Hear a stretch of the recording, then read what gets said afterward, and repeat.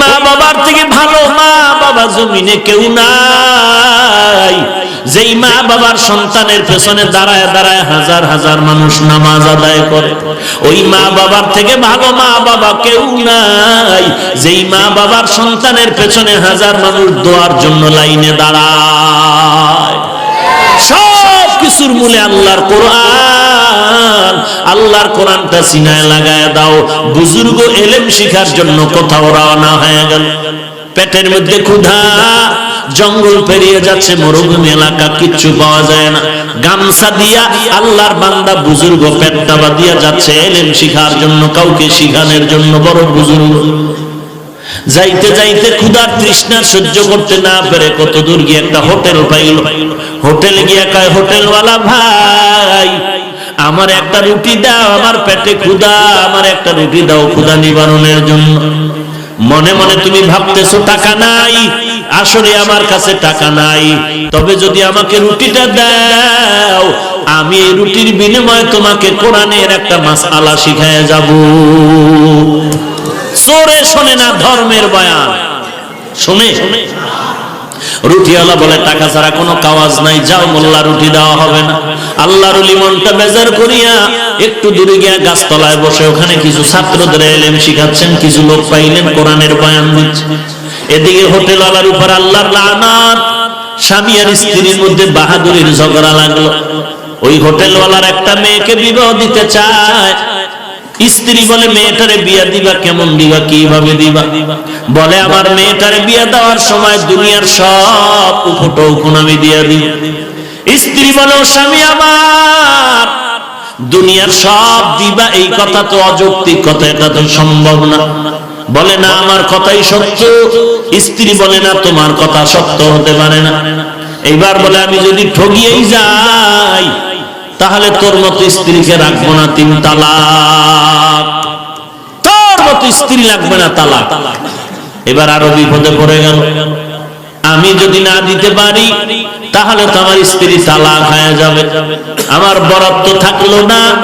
এইবার ফতুয়ার জন্য তালাশ করে হুজুর কোথায় পাওয়া যায়, বিবি তালাক হয়ে যাবে যাবে ভাব। দৌড়াইয়া ওই আল্লাহওয়ালারে গাছতলায় পেয়ে গেল। যে আল্লাহওয়ালা রুটি চাইছে একটা মাসআলা শিখায় দেওয়ার জন্য, মাসআলার কারণে রুটি দেয় নাই। আল্লাহর ওলির কাছে গিয়া কয়, ওলি কামেল আমাকে একটা মাসআলার জবাব দেন। রুটিওয়ালা চিনতে পারে না সে আল্লাহর ওলি আগের জন, কিন্তু আল্লাহর ওলি চিনে ফেলেছে। ডাক দিয়া কয়, রুটিওয়ালা ভাই সব জায়গায় চালাকি চলে না।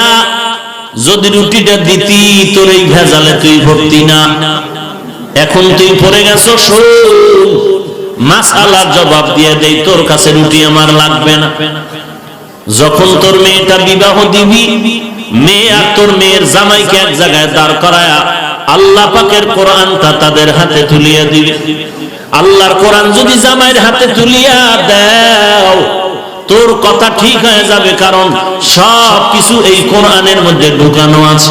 কোরআন দিয়া দিলে সব কিছুই হাদিয়া দেওয়া হয়ে যাবে। কোরআনের 3 নাম্বার অর্থ, কোরআন পড়ো। নামাজে দাঁড়ায় যত কেরাত পড়ে আলহামদু ছাড়া তো একটা নাকাতও কেউ পড়ে না। কেউ বলে না হুজুর এখন বাদ দেন, একটু নতুন সূরা পড়েন, এই সূরা শুনতে মজা লাগে না। কেউ তো বলেই না, বরং বলে হুজুর আরো বেশি তেলাওয়াত করেন, কণ্ঠের সুরে আরো মজা। আমাকে বাংলাদেশ তো সব শর্টকট চলে, সব নামাজও সব, ইবাদত সব, তারাবি সব, জুমা সব, মানে সব শর্ট হয়ে গেছে। আর বাইতুল্লাহ গিয়ে দেখেন স্বাভাবিক নামাজে যেই কোরআন তেলাওয়াত করে, ওই মক্কা মদিনার তারাবির মধ্যে 20 রাকাত তারাবিতে ঠিক ওইভাবে স্বাভাবিকভাবে কোরআন পড়ে, কোনো তাড়াহুড়া নেই। এরে নবীর উম্মতের দল, আল্লাহর কোরআনের 3 নাম্বার অর্থ পড়ো, কিরাআতুন থেকে কোরআন। 4 নাম্বার অর্থ হলো কোরআন কর্নুন থেকে নির্গত, মানে মিলানো। কোরআনের এক অর্থ হলো মিলানো অর্থ কেন? বলে তাকায় দেখ, দুনিয়াতে কবিরা কবিতা মিলায় কবিতা লেখা। আল্লাহ পাক বলেন তাকায় দেখ, কবির কবিতা মিলায় দেখবি মাঝে মাঝে মিলে, মাঝে মাঝে মিলে না। আর আল্লাহর কোরআন তাকায় দেখ, এত সুন্দর মিলানো এরকম কিতাব জমিনে আর একটাও নাই। আছে? শুধু কি তাই? আরে বান্দা, মানুষের জীবনের ধারাগুলো কোরআনের মধ্যে আল্লাহর মিলায় মিলায় বয়ান করেছেন।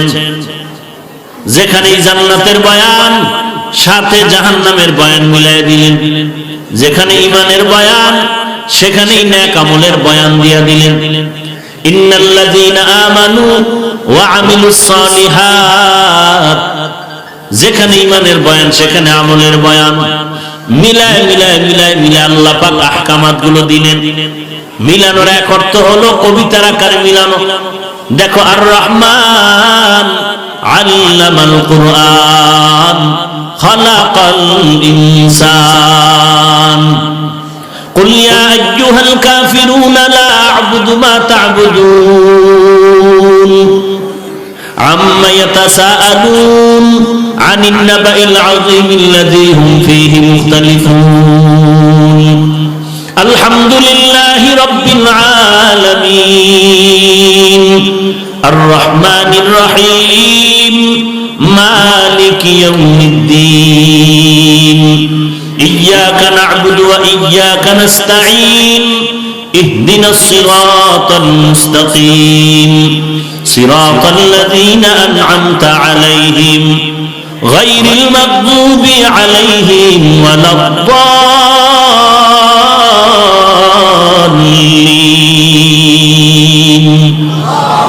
ইযা ওয়াকাতিল ওয়াকিআ লাইসা লিওয়াকাতিহা কাযিবা। কি সুন্দর মিলানো কিতাব।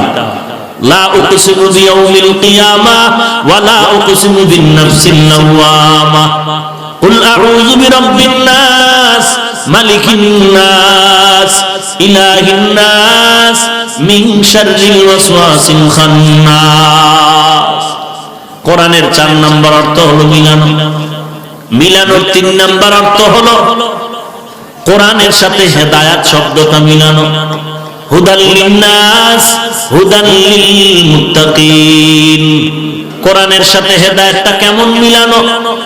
মুফাসসিরিনে কেরাম উদাহরণ দিয়া বলে, সূর্যের সাথে আলোটা যেমন মিলানো, ফুলের সাথে ঘেরানটা যেমন মিলানো, কোরআনের সাথে এই রকম হেদায়েত মিলানো। কিন্তু একটু পার্থক্য হলো, সূর্যটা মাঝে মাঝে আলোর থেকে আলাদা হয়ে যেতে পারে, ফুলের থেকে ঘেরানটা আলাদা হতে পারে, কিন্তু কোরআন থেকে হেদায়েত কখনো আলাদা হবে না। এটা এমন এক হেদায়েতের কিতাব, এই কোরআন যার সাথে লাগলো তাকে হেদায়েতের আলোর পথ দেখায়া দিল। ইয়া আইয়ুহান নাস قد جاءكم موعظة من ربكم وشفاء لما في الصدور وهدى ورحمة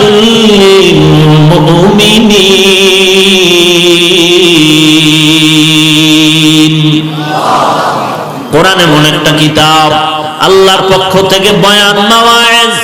আল্লাহর বয়ান বড় সুন্দর বয়ান। আল্লাহ তাআলা বলেন, এবং ওই সিনার মধ্যে যা আছে কোরআন হলো তার জন্য ঔষধ। এই কোরআনের ঔষধ যারা সেবন করবে কি লাভ হবে? আল্লাহ বলেন, কিতাবুন আনজালনাহু ইলাইকা লিতুখরিজান নাসা মিনাজ যুলুমাতি ইলান নূর। অন্ধকার থেকে বান্দাকে আলোর দিকে নিয়ে যাবে এই কোরআন।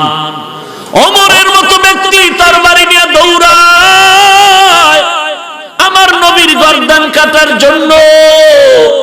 সেই ওমর নবীর হাতে তরবারি দিয়া বলে, নবী আমাকে কালেমা পড়ায় দেন, এর মাধ্যম হলো একমাত্র কোরআন। সেই ওমর কোরআন পড়ে এত দামি হয়ে গেলেন, তরবারি নিয়ে দাঁড়াইয়া বলে, ও বেঈমানের দল, মুসলমানের পক্ষে আমি ওমর যথেষ্ট, বেঈমান তোরা আমার মোকাবেলায় দাঁড়ায় যা। এই কোরআন পড়ে ওমর কেমন দামি হয়ে গেল। একা অর্ধ দুনিয়ার বাদশাহী করতেছে যে ওমর, দুশমন লেগে গেল হত্যা করার জন্য, কোথাও একা পাইলে তারে মেরে ফেলবে। কেমন ওমর কোরআনের সৈনিক, কোন সিকিউরিটি গার্ড নাই, কোন বডিগার্ড নাই, একা এক বিশাল ময়দানে হাতের বালিশ বানায় ঘুমায়। দুশমন এই সুযোগ খবর পাইয়া তরবারে টিনের সামনে আগায় পেছনে যায়, ভয় না জানি কি হয়ে যায়। কিন্তু তাকায় দেখে ওমর ঘুমায়, ডানে বামে কেউ নাই, একা খলিফাতুল মুসলিমিন। কিনারায় যখন দুশমন হাজির, তরবারিটা বের করে ওমরকে মারবে, হঠাৎ তাকায় দেখে একটা জংলার বাঘ ওমরের চতুর্দিক দিয়ে পাহারা দেয়। তরবারি হাত থেকে পড়ে গেল। ওমরে ফারুক সজাগ হয়ে বলে, ভাইজান কি ব্যাপার, ভয় পাইছেন নাকি? বাড়ি হয়ে বসেন, কোনো ভয় নাই। লোকটা হতভম্ব হয়ে গেল। ঘটনার সব কিছু বলার পরে ওমর বলে, আমার কোন সিকিউরিটি গার্ড লাগে না, আমরা আল্লাহর উপরে ভরসা করে চলি। ফাসায়াকফিকাহুমুল্লাহ ওয়া মান ইয়াতাওয়াক্কাল আলাল্লাহি ফাহুয়া হাসবুহ, যারা আল্লাহর উপরে ভরসা করে আল্লাহ তাদের জন্য যথেষ্ট। কোরআনের 100 আমার নবী বলেন, এই দুটো জিনিস ধরে রাখ, জিন্দেগীর সব রোগের ঔষধ হলো কোরআন। ওয়া নুনাজ্জিলু মিনাল কুরআনি মা হুয়া শিফাআ ওয়া রাহমাতুল লিল মুমিনিন। কোরআন হলো গোটা দুনিয়াবাসীর জন্য ঔষধ। ঔষধ সেবন করে সুস্থ না অসুস্থ? কথা বলেন না কেন? তাহলে গোটা দুনিয়াবাসীর জন্য যদি কোরআন ঔষধ হয়, তার মানে কি হইল? বলে দুনিয়ার সবাই রোগী, বেঈমানেরাও রোগী, মুমিনেরাও রোগী। বেঈমানেরা রোগী কেন? বলে ঈমান না থাকার কারণে জাহান্নামের রোগী। এবার আসেন, ঈমানদারেরা রোগী নাকি? আমি বলবো হ্যাঁ, ঈমানদারেরাও রোগী। কেন? বলে আমল না করার কারণে রোগী। আমল ছাড়া ঈমানওয়ালা নাই? কম না বেশি? অনেক বেশি। এবার বলবো একজনের ঈমানও আছে, আমলও আছে। আপনি বলবেন ভাইজান সেও কি রোগী? আমি বলবো হ্যাঁ সেও রোগী। বলে কেন? আমি বলবো আকীদার কারণে রোগী। যদিও আমল করে, ঈমান আছে, কিন্তু গায়বের মালিক আল্লাহকে মানতে গিয়া নবীরও সাথে তুলনা করে, আকীদায় ভেজাল। বলে এই রোগের ঔষধের নাম কি? কোরআন। এখন বলবেন একজনের আকীদাও ভালো, ঈমান ভালো, আমল ভালো, সেও কি রোগী? আমি বলবো সেও রোগী। বলে কেমনে? আমার দিয়ে তাকায় দেখেন, টুপিদারি, নামাজ, রোজা সব ঠিক আছে, আপনারা সবাই জানেন আমার মতো ভালো বক্তা নাই। কিন্তু আমার হালাতের খবর আমি বলি, আমি মনে করি এই বাংলাদেশে আমার মতো বড় বক্তা কেউ নাই, কবিরা গুনাহ। আমি মনে মনে ধারণা করতেছি আমার যত বক্তা সব আমার নিচে, হিংসার কারণে কবিরা গুনাহ। আমি ঘরে বসে গীবত করি নাম নিয়া নিয়া, কবিরা গুনাহ। আমি কারো ভালো সহ্য করে নিতে পারি না, এটাও আমার কবিরা গুনাহ। ছোট না বড়? তাহলে কি বুঝলেন? আকীদা, ঈমান, আমল থাকার পর আমি সুস্থ নাকি অসুস্থ? ছোট গুনাহ না বড় গুনাহ? আল্লাহ বলেন সব রোগের ঔষধ হলো আল্লাহর কোরআন। এজন্য নবী বলেন দুইটা জিনিস ধরে রাখ, কোরআন আর নবীর সুন্নতের আমল। এ যুবক আল্লাহর গোলাম, তোমার মতো সুন্নতওয়ালা নামাজি স্কুল কলেজের ছাত্র আছে না নাই? র‍্যাব, আর্মি, পুলিশ, বিডিআরের চাকরি করে, নামাজ ছাড়ে না, এরকম বান্দার অভাব নাই। কোটি টাকার ব্যবসা করে, 1 টাকাও হারাম খায় না, অভাব নাই। অতএব আমি পায়ে হাত রেখে বলবো, আল্লাহর কোরআনটা শিখো। দৈনিক 1 ঘন্টা সময় দাও, ফজরের পরে দাও, না হয় এশার নামাজের পরে দাও। 2 মাসও লাগবে না, তুমি কোরআন পড়া শিখবা। আর কোরআন শিখিয়া যখন নামাজে দাঁড়াইবা, দেখবা নামাজ কত মজা লাগবে। 1 ঘন্টা সময় দিয়ে কোরআন শিখো, সুন্নতের আমল অনুযায়ী চলো। এরে নবীর উম্মতের দল, নবীর সুন্নত অনুযায়ী চলো। এতদিন পারো নাই, আল্লাহর দরবারে তওবা করো। আল্লাহ, জীবনে পারি নাই, গুনাহ করেছি, আজকে থেকে তওবা করলাম, আর গুনাহ করব না, নামাজ ছাড়ব না, মা বাবারে কষ্ট দিব না।